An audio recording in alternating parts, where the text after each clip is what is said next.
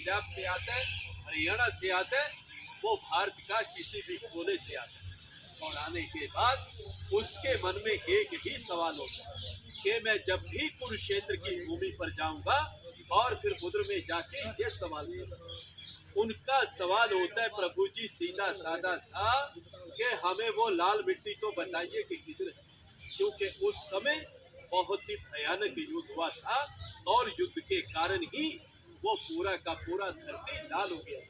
लेकिन आज वो लाल धरती अब हमें यहाँ पर दिखाई नहीं देती। उस जमाने में बताते हैं कि उस समय में ना तो किसी का मकान था ना किसी का घर था, ये बिल्कुल एक बंजर जमीन था कि जिधर में महाभारत का युद्ध लड़ा गया।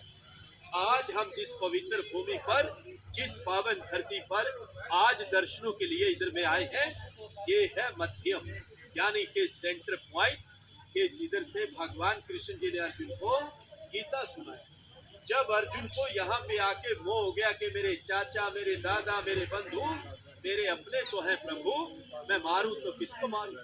तो भगवान कृष्ण जी ने फिर इस जगह से कह दिया अर्जुन, अगर तू नहीं मारेगा तो मारे ये सब जाएंगे, इसलिए उठो और युद्ध का तैयारी करो।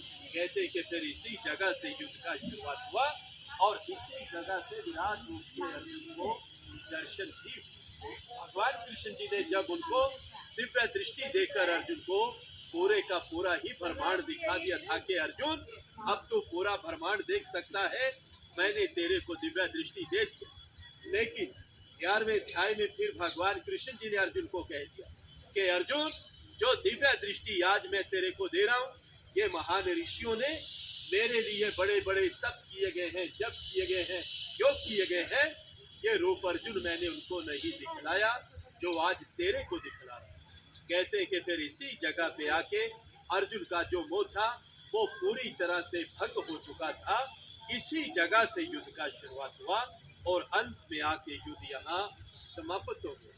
जिस पेड़ के नीचे अभी हम दर्शन करेंगे जाके, जो रथ के सामने पेड़ है, ठीक उसी पेड़ के सामने ही भगवान कृष्ण जी ने अर्जुन को गीता सुनाया था और गीता सुनाते समय वो पेड़ भी सदा सदा के लिए अमर हो गया था। तभी उस पेड़ का नाम पड़ा अक्षयवट।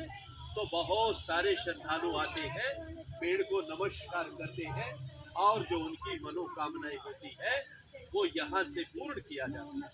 जब हम जाएंगे तो उसकी परिक्रमा करते समय उसमें एक मंत्र बोला जाता है, ओम नमो भगवते वासुदेवाय।